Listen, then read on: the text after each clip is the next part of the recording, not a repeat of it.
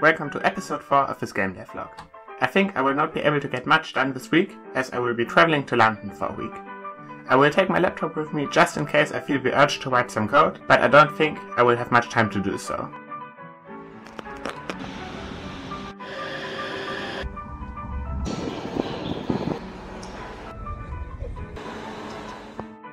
Okay, I'm now in London. Actually, as I'm recording this, I'm already back home, because I couldn't record sound or high resolution video there, but that doesn't matter, because I actually did implement a feature in London. Until now, the workers always took the building planks from the first stack, and once that stack ran out of boards, the game crashed. I implemented a proper storage site management system, so the manager now tells the workers where to get the planks. He also keeps track of how many boards are already allocated. One interesting aspect of this, that I hope to explore at some point in the future, is that the manager might not always be right. If there is just one board left and I steal it, the manager will not magically get that information and therefore might still assign the plank to a worker. This hopefully allows the player or other NPCs to sabotage the building process. This is still quite far in the future though. At the moment, the player cannot even interact with the stored boards at all.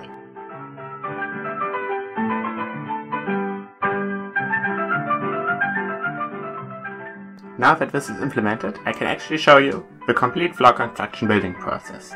Also, I'm now back from London, and everything from here on is stuff I wrote at home. A friend of mine pointed out that the way the floor is constructed is not very realistic. I did a little bit of research, and it seems like he's right, at least concerning modern times.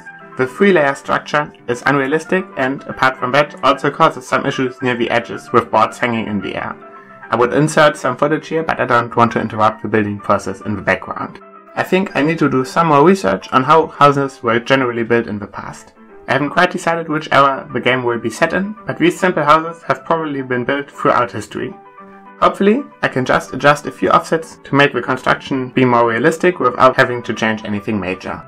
Anyway, now that the floor is completed, back to the progress of this week.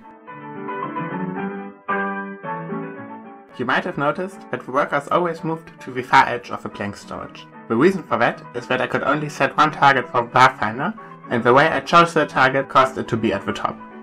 Because of the changes I made to allow them to enter the building from any direction, it was quite simple to also apply this to the plank storage, so they now always move to the part of the plank storage closest to them. Because I don't have the time to implement the next major feature, which would be walls, this week I will instead spend some time fixing small issues. First, there is this strange turning that happens every time people enter or leave the building. It seems to be caused because during the transition between the building and outside, the direction seems different for a single frame. I can just ignore the direction for that one frame, and now the turning has disappeared.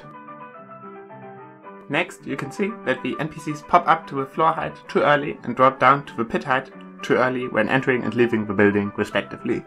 There's also some more jumping around that's probably caused by the pit's height algorithm being wrong, but I think I will be able to fix both issues quite easily. Both issues are now fixed. I implemented a smooth fade between the two heights, which I think looks better than a sudden jump. It would be really nice to add some kind of step animation, but creating a real animation system is still a long way in the future. That's it for this week. Progress was slow, even slower than usually, because of my trip to London and the fact that I had to learn for an exam. Hopefully you still enjoyed this update. I'll see you again next time.